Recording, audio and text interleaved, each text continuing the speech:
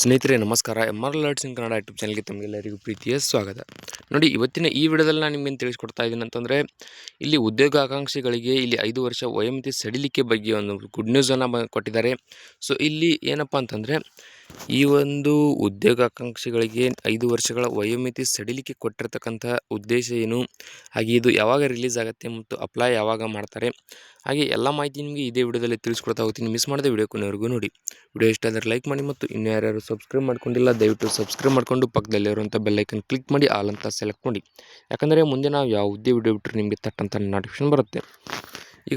ಈಗ ಇಲ್ಲಿ ನೋಡ್ತಾ ಹೋಗೋಣ. ನೋಡಿ, ಇದೇ ವೇಳೆ ಸರ್ಕಾರ ವಯೋಮಿತಿ ಮೀರುತ್ತಿರುವ ಉದ್ಯೋಗಾಕಾಂಕ್ಷಿಗಳಿಗೆ ಸಮಾಧಾನದ ಸುದ್ದಿ ನೀಡಲು ಮುಂದಾಗಿದೆ. ಅಂದರೆ ಅವರಿಗೆ ಸ್ವಲ್ಪ ಏಜ್ ರಿಲ್ಯಾಕ್ಸೇಷನ್ ಏನಿದೆ ಅದನ್ನು ಹೆಚ್ಚಿಗೆ ಮಾಡಲು ಸರ್ಕಾರ ಏನಪ್ಪ ಅಂದರೆ ಒಂದು ನಿರ್ಧಾರ ತೆಗೆದುಕೊಳ್ಳುವ ಚಾನ್ಸಸ್ ಇದೆ.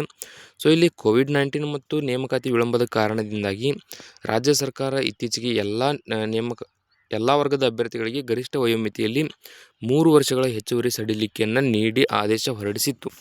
ಅಂದರೆ ಈಗ ಏನಪ್ಪ ಅಂತಂದರೆ ಲಾಕ್ಡೌನ್ ಏನಪ್ಪ ಅಂದರೆ ಎರಡು ವರ್ಷಗಳ ಕಾಲ ಲಾಕ್ಡೌನು ಮತ್ತು ಇಲ್ಲಿ ಕೆಲವೊಂದಿಷ್ಟು ಹುದ್ದೆಗಳನ್ನು ಕರೆಯದಿರುವ ಕಾರಣ ಅಂದರೆ ಅಪ್ಲಿಕೇಶನ್ ಸ್ಟಾರ್ಟ್ ಮಾಡಿರ್ಕಿಲ್ಲ, ಅವು ಎಲ್ಲ ಏನಪ್ಪ ಅಂದರೆ ರೀಸನ್ನ ಹಿಡ್ಕೊಂಡು ಈಗ ಇಲ್ಲಿ ಆಲ್ರೆಡಿ 3 ವರ್ಷ ಏನಪ್ಪ ಅಂತಂದರೆ ಏಜ್ ರಿಲ್ಯಾಕ್ಸೇಷನ್ ಮಾಡಿದ್ದಾರೆ ಅಂತ ಒಂದು ಆದೇಶವನ್ನು ಪ್ರಕಟಿಸಿದರು.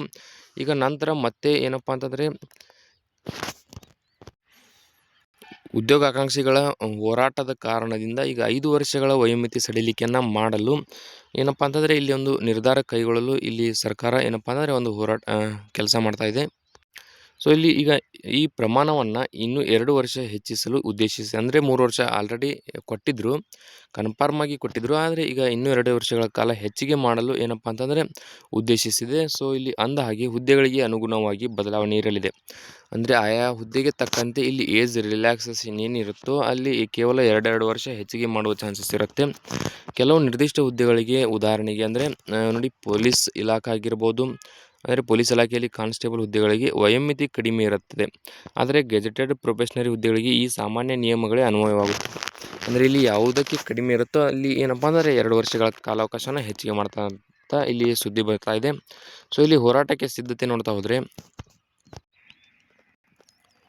ಒಳ ಮೀಸಲು ಕಾರಣದಿಂದ ನೇಮಕ ಪ್ರಕ್ರಿಯೆ ತಕ್ಷಣಕ್ಕೆ ಆರಂಭವಾಗುವ ಲಕ್ಷಣ ಇಲ್ಲದ ಕಾರಣ ಉದ್ಯೋಗಾಕಾಂಕ್ಷಿಗಳಿಗೆ ಏನಪ್ಪ ಅಂತಂದರೆ ಹೋರಾಟಕ್ಕೆ ಅಣಿಯಾಗುತ್ತಿದ್ದಾರೆ. ಸೊ ಇಲ್ಲಿ ಸರ್ಕಾರದ ವಿವಿಧ ಇಲಾಖೆಗಳಲ್ಲಿ ಖಾಲಿ ಇರುವ ಹುದ್ದೆ ನೇಮಕಾತಿ ಪ್ರಕ್ರಿಯೆ ಅಮೆಗತಿಯಲ್ಲಿ ಸಾಗುತ್ತಿರುವುದಕ್ಕೆ ಲಕ್ಷಾಂತರ ಉದ್ಯೋಗಾಕಾಂಕ್ಷಿಗಳು ಆಕ್ರೋಶ ಹೊರಹಾಕುತ್ತಿದ್ದಾರೆ. ಅಂದರೆ ಏಜ್ ಮುಗಿಯುತ್ತೆ ನಮ್ಮದು ಅಂತ ಹೇಳಿ ಸಾಕಷ್ಟು ಉದ್ಯೋಗಾಕಾಂಕ್ಷಿಗಳು ಹೋರಾಟವನ್ನು ನಡೆಸ್ತಾ ಇದ್ದಾರೆ.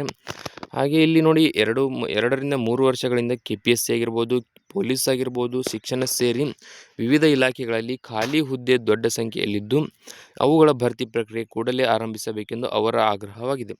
ಸೊ ಇದಂತೂ ನಿಜಾನೇ ಬಿಡಿ. ಯಾಕಂತಂದರೆ ಇಲ್ಲಿ ಏಜನ್ನು ಮುಕ್ತಾಯಗೊಳ್ತಾ ಇದೆ ಪಾಪ ಅವ್ರದ್ದು.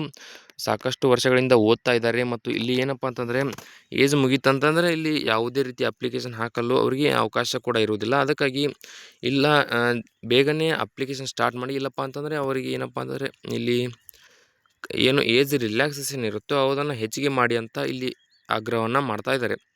ಸೊ ಸಾಮಾಜಿಕ ಜಾಲತಾಣಗಳಲ್ಲಿಯೂ ಈ ಕುರಿತು ಅಭಿಯಾನ ತೀವ್ರಗೊಂಡಿದೆ. ಅಧಿವೇಶನದಲ್ಲಿ ಈ ವಿಷಯ ಪ್ರತಿಧ್ವನಿಸುವ ಸಾಧ್ಯತೆ ಇದ್ದು ವಿರೋಧ ಪಕ್ಷಗಳು ಈ ವಿಚಾರ ಕೈಗೆತ್ತಿಕೊಳ್ಳಲು ಮುಂದಾಗಿವೆ. ಸೊ ನೋಡಿ, ಈಗ ಈ ಒಂದು ಮಾಹಿತಿ ನಿಮಗೆ ಏನಪ್ಪ ಅಂತಂದರೆ ಕೊಟ್ಟಿದ್ದೀನಿ. ಸೊ ಇದರ ಬಗ್ಗೆ ಇನ್ನೂ ಏನಾದರೂ ಡೌಟ್ ಇದ್ದರೆ ಕಮೆಂಟ್ ಮಾಡಿ, ಸಂಪೂರ್ಣ ಮಾಹಿತಿಯನ್ನು ಪಡ್ಕೋಬೋದು. ಈ ವಿಡಿಯೋದಲ್ಲಿ ಇಷ್ಟೇ ಇರುತ್ತೆ. ವಿಡಿಯೋದಲ್ಲಿ ನಿಮಗೆ ಏನಾದರೂ ಡೌಟ್ ಇದ್ದರೆ ಕಮೆಂಟ್ ಮಾಡಿ ಮತ್ತು ಇನ್ನೂ ಯಾರ್ಯಾರು ಸಬ್ಸ್ಕ್ರೈಬ್ ಮಾಡ್ಕೊಂಡಿಲ್ಲ ದಯವಿಟ್ಟು ಸಬ್ಸ್ಕ್ರೈಬ್ ಮಾಡಿಕೊಂಡು ಪಕ್ಕದಲ್ಲಿರುವಂಥ ಬೆಲ್ಲೈಕನ್ ಕ್ಲಿಕ್ ಮಾಡಿ ಆಲ್ ಅಂತ ಸೆಲೆಕ್ಟ್ ಮಾಡಿ. ಯಾಕಂದರೆ ಮುಂದೆ ನಾವು ಯಾವುದೇ ವಿಡಿಯೋ ಬಿಟ್ಟರೆ ನಿಮಗೆ ತಟ್ಟಂತ ನೋಟಿಫಿಕೇಶನ್ ಬರುತ್ತೆ.